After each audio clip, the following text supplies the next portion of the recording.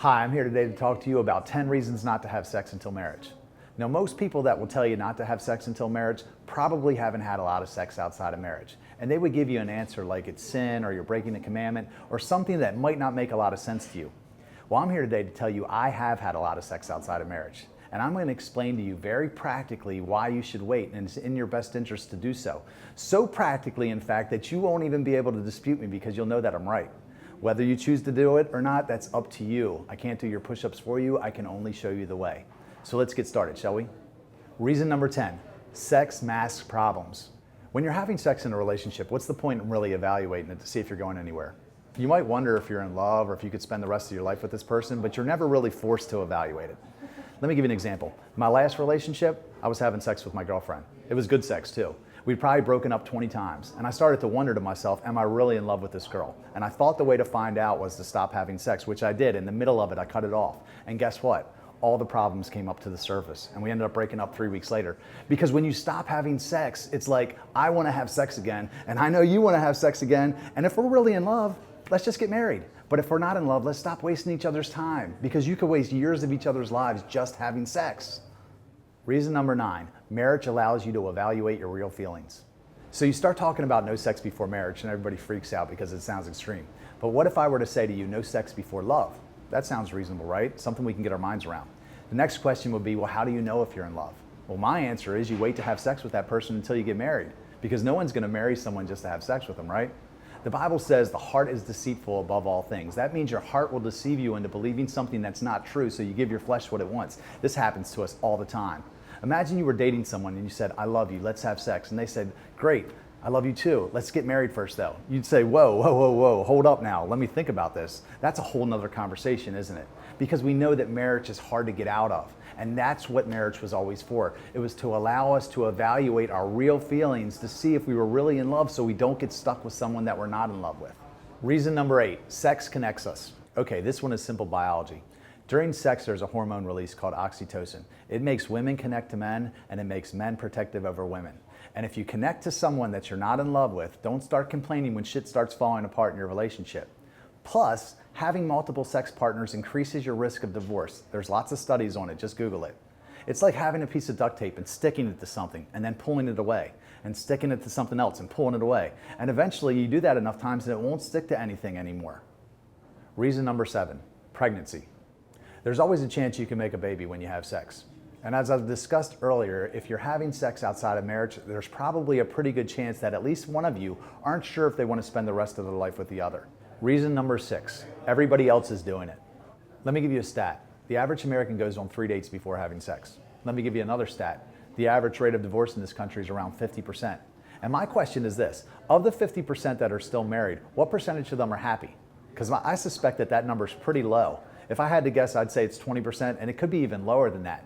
If that were true, though, that would mean that your chances of getting married and being happy are 1 in 10 if you go about it the way that everybody else does, which is what? Going out with someone and getting into a physical relationship with them quickly before you ever really know who they are. Now you're connected to them, and you're in something very complicated, and that's how people end up divorced or unhappily married. Reason number 5, what we gain too easily, we esteem too lightly. There's a saying that goes, what we obtain too easily, we esteem too lightly. And what it means is that if something doesn't cost you something, you don't appreciate it that much.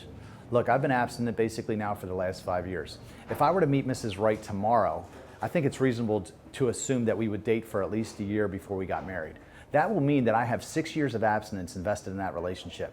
Now, how quickly do you think I'll walk away from it if we have a disagreement? Knowing that it could be another 6 years before I meet the next Mrs. Wright. Whatever it is, we will work that shit out. Now contrast that. How easy would it be for a person that had sex with their partner after 3 dates to throw it away and start over with someone when things go south?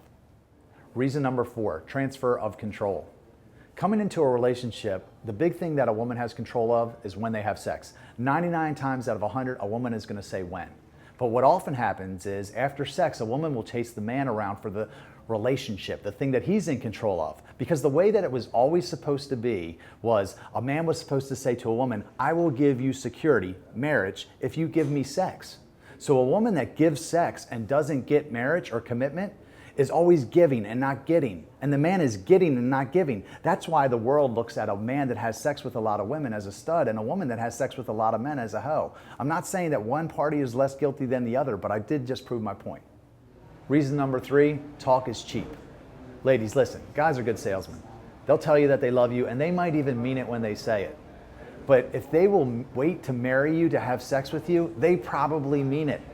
And think how fast you can go through the numbers of guys, through all the jokers to find your Prince Charming that actually does mean it. And guess what? He's going to be a lot happier that you didn't sleep with all those guys on the way. Reason number 2, physical attraction fades. I've dated beautiful women in my life, and I found myself not even physically attracted to them anymore. I literally would lay next to them, and I would just rather have gone to sleep every night. There's a saying that goes, show me the hottest girl in the world and I'll show you a guy that's tired of sleeping with her. And while that's a terrible saying, there's some truth in it. Because it's like the trick the universe plays on us, that when you lead with physical attraction and then you somehow find yourself in a relationship with that person, the physical attraction wears off because you never connected with them on a deeper level. Reason number 1, better to have lifelong friends than short-term sex partners. Me and a few friends started an organization called City Fam a couple years ago. And one of the taglines we like to use is friends with better benefits. Because what we found is life gets really good when you have great relationships with the people around you, especially members of the opposite sex. And why burn a relationship by having sex with someone that could have been a great lifelong friend unless you're sure you want to take that relationship to that level for the long term? Because if you do get physical, someone's going to catch feelings. And when that physical relationship ends, you will probably lose that person as a friend. So that's it. Those are my 10 reasons to not have sex before marriage. Hopefully after watching it, you see why it just makes sense to wait. And the real reason that people don't wait isn't because they don't believe it's right, it's because it's hard. But here's the good news. If you've already had sex, it's not too late. This stuff still works. I'm living proof. So if you enjoyed it, hit the like or the thumbs up, leave me a comment down below, and hit the subscribe button. I post new videos every week. Thanks.